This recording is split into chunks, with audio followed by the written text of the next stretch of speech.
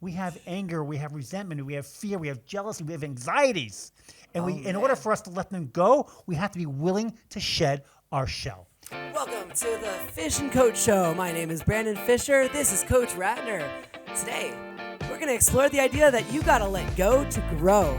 Let it go, let it go. There you go. So there's an idea that I heard that, some people like to hold things in. They don't realize they're holding things in. So the idea is if you take a cup of water, let's say this, and you hold it out, and you hold it for 5 or 10 seconds, nothing's going to happen, right? Sure. But what happens after a minute? It might start to go down a little. What happens after an hour? You're probably not going to have it up there. Your arm's going to hurt. And the water's probably going to be spilled. Right. What's going to happen after a whole day? If you're holding it up, you're in pain. Oh, yeah. It's painful to hold things in. That's the idea. You don't want to hold anything in. You want to let it go. Interesting. Yeah. Because how much can you hold it up for? How much? You can't hold things. You hold things in your body. You hold resentment. You hold anger. You hold jealousy. You hold that you hate somebody. Whatever it is, when you hold things in, you're not living the life that you could be living. You're not living a life of passion and purpose and meaning because you're holding something in. And most of us end up accumulating and holding in a lot of stuff. We do. We don't even know. And that's what psychiatrists are for. Yeah, right. They hit the. There's a way that psychiatrists. One way that they try to heal their patients is they go back and try to find the cause of something. Usually back when they were little, or their parents, or something that caused them this pain. It's amazing how many things that happen to you when you're young can affect you 20 and 30 and 40 years later. Here's how it works. After you've been holding that up for a whole day, it's going to be hard to even undo those muscles. They're going to be kind of stuck holding on. I know, yes. Even though you're in pain and just putting it down would be the answer. Yeah. This is the same thing as we held on to these things since we were children. Right. And we're just like reflexes can't let go. Muscles are shaped. Right. We have to be willing to pivot. We have to be willing to let go of things. There's an idea called cognitive dissonance. It's kind of a fancy word, I know, more fancy than what I ever use. It's the mental discomfort that we feel when we're holding on to two conflicting beliefs. Mm-hmm. And many times we try to explain these things away, and we can't. We live with this contradiction in our life.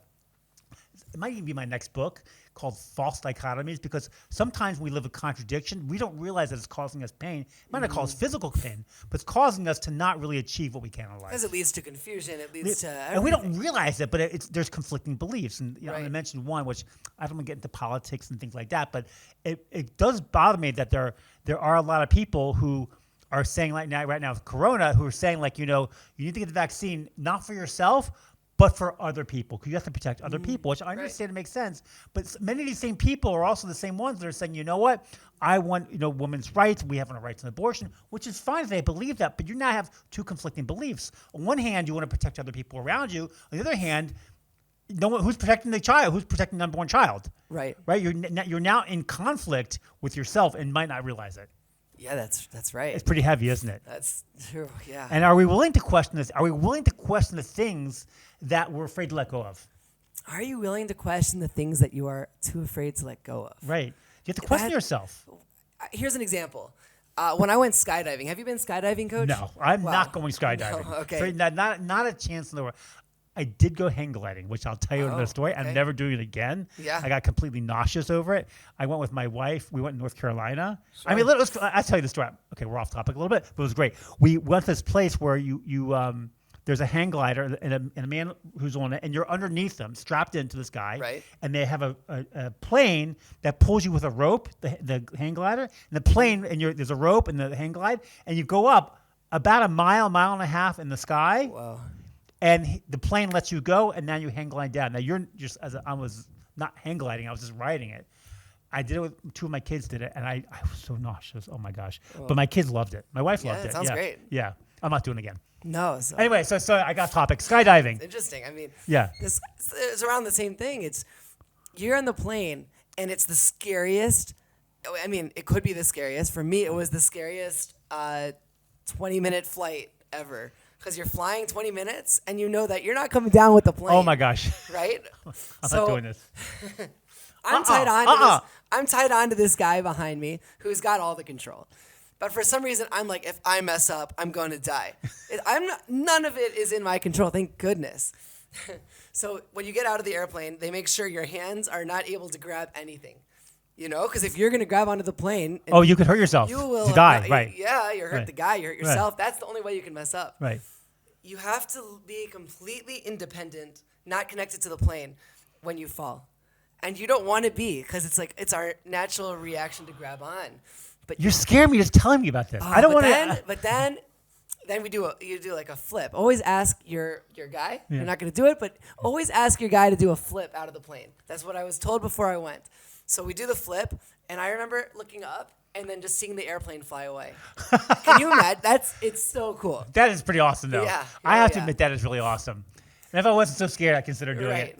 it. The point I'm trying to get to though is you got to let go to grow. You do. In order to have that life-changing experience of complete freedom, the freest you'll ever feel, completely detached from everything except for the guy behind you, thank God. Is you got to let go. You know, one way to let go of things that are holding you back in order for you to grow is to question why you do things. I always ask, I teach a lot of students. I always ask them, many of them are going to be going to college. And I say, why do you want to go to college? Some of them know I want to become an engineer. I'm going to become a brain surgeon, whatever. You need to go to college for that. Sure. But some have no idea why they're going. And, you know, in today's age, I'm not sure college is the right move anymore. That's an interesting point. I grew up in an age where my parents wanted me to go to college. They didn't know. They had no interest. They didn't say, go to college and become a lawyer. They didn't Everyone say else that. is doing it. Huh? But everyone else Whatever is doing it. It became ingrained in our society that you have to go to college in order to become successful in a career. But in today's age, you can just go on the internet and learn. I mean, I know people learning coding are doing fantastic, or you can go and start a business online, or you can learn everything online. Everything nowadays. It's funny. We used to have Encyclopedia Britannica growing up. You remember, Sure. I don't know if you happen to remember that, but we made a Wikipedia already. Right, I didn't have that, and I had to go to the library. Can you imagine going to the library? I had to go to the For library all the time. encyclopedia. No, I had an encyclopedia at home, which we were actually one of the few lucky families that actually had a set of encyclopedias. Oh. But everything was in there. It was really cool. Everything was in there, and it was on a shelf near our floor. So we'd sit in the hallway. You know, if I had to write a paper, and then I go to the library to get other books and things like that. But now everything's online. Mm-hmm. So if you ask, why am I going to college? Maybe it's not the right decision. Maybe I don't need to go spend the money that. Do you know how much my first year of college was? Oh, yeah. 1983. I saw the bill. It was actually typed out. It wasn't even computer printed. Wow. It was $2,850 for room and board for a year. What? For a year. I Wow. think by my fourth year it was already up to $5,000. But the Oh, first man. was $2,850. Didn't include books. They were extra. Wow. Okay. Isn't that crazy? Yeah. 1980. Maybe it was 1984. Yeah, 1984. So. It's gone up a little bit since then. So yeah, Wow. yeah, we were very blessed to have a pool growing up, and my mom would bring us lunch and say, you have to wait, an hour after you eat lunch before you swim. Sure. And I was young enough to realize why, and my mom never really had a good answer. And she would say, oh, because it causes cramps. I'm like, and people drown, whatever. And I always thought to myself, how can me eating a peanut butter and jelly sandwich cause me to drown in a pool? It made no sense to me. And I always questioned. And finally, the truth came out a number of years ago that is completely false. Really? Yeah, it started with some country club back in the 1930s where they had a sign that you can't swim after you eat for some reason. And there's no scientific proof that shows that eating and swimming is going to cause you to die. Really? That's None. so interesting. None. And I always asked, and it bothered me. Like, this doesn't make sense to me. I always figured it was because you could get a cramp or a stomach ache. Oh, so you get a cramp, you go to the pool. Fine, you're right. and I don't think that's the case, that it actually does cause a cramp. Wow. Anyway. So, you always have to ask the why. And people today, I saw a video, and it showed, I think it was on Facebook or something, and it was a woman who was not complaining, but she was reading an article about how women in some foreign countries, like European countries, the women don't shave their underarms. Do you realize that? Oh, interesting. I don't think they shave their legs either. Really? And she thought, she was an American woman, she said, oh, that's really gross. I'll never do that. And I thought to myself, really? Really? You're going to tell me that, like, if for some reason societal views changed and suddenly all the movie stars and all the celebrities, all the TV hosts started going around showing off hairy underarms, it became like sexy to have hairy underarms, you wouldn't start doing it? I don't know. I mean, at one time, it used to be that if you were tan, you're considered at the lowest totem pole of the societies. Do you know why? Yeah. No, why? Because people who were tan were poor. That makes sense. Do you know why? Because they were working outside. They were working outside. If you had a tan or a tan line, you were considered poor, the lowest of the society. Now, if you're tan, you're rich. Not really rich, but I'm saying like now it's like the cool thing to be tan. Sure. And it really shouldn't be because it's really not good for our skin. It's probably pretty bad. Very bad for our skin. So you always have to question the why of everything. Where's this coming from? When you question the why, you'll be more likely to let things go. Interesting. Yeah. Knowing the reason why you're doing things in the first place, Right. and letting go of the things that are holding you back. Let go of your fears. Let go. You know, Right.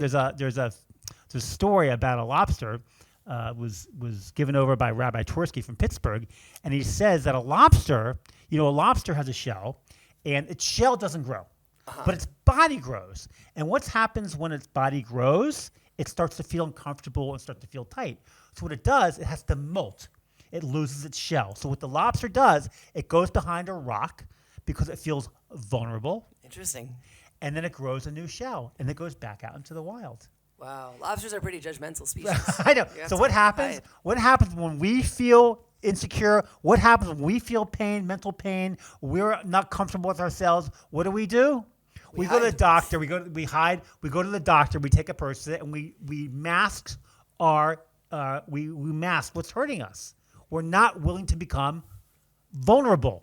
That's the key to life. That's the key to letting things go, is you have to become vulnerable. It's hard to say I'm sorry. Wow. It's hard to say I love you. It's hard to cry and get out what's really bothering you. And this is why sometimes when people sit down at a psychologist's office and they start talking and they come in fine smiling, in 3 seconds they're crying. Yeah. Why? Because there's so much inside of you. We have anger, we have resentment, we have fear, we have jealousy, we have anxieties. And in order for us to let them go, we have to be willing to shed our shell. That's a lot to carry around, and we don't even realize that we're doing it. That's why when you're depressed, you feel heavy.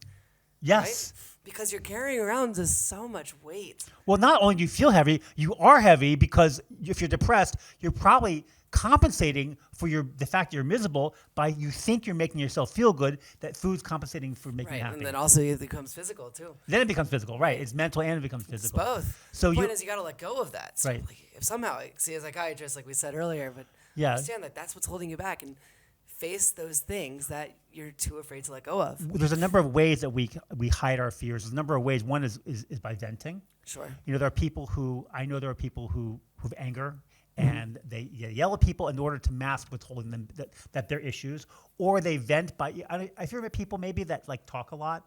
You ever wonder that? Like people just don't stop talking. It's usually because they're compensating for something else. Yeah. It's venting. There's numbing, which is people who are taking drugs or alcoholics. Right. They're usually. It's not like someone's on drugs for 6 months saying life is great. That usually doesn't happen because they're numbing themselves. Unless they're running. Unless they're running, right? The good one. You have to watch our running video. Called what's it called? It's called The Healthiest Way to Get High. The healthiest way to get high. It's all about running. Yeah. And exercise too. And there's numbing, there's venting, and there's one more way. And the other way is just like numbing, in that basically that we suppress. We suppress our feelings. We hold things in. We don't let our feelings out. We're afraid to say things to people. Sure. And suppressing also, it's like that cup of water. We're holding it in. It's causing us pain. And the greatest thing you can do is to transform your emotions from a place that hurts to a place that you start to feel good. Emotional serenity. That's what we want to do. We don't want to vent. We don't want to suppress. We don't want to numb. We want to transform ourselves. Wow. And in order to do that, we have to become vulnerable. We have to shed our shells. That's what it comes down to. Let go of those things that are holding us back. Right. And move forward freely into facing Let who it you go. could be. Let it go. Thank you for watching the Fish and Coach Show. My name is Brandon. This is Coach Ratner. We'll see you next time.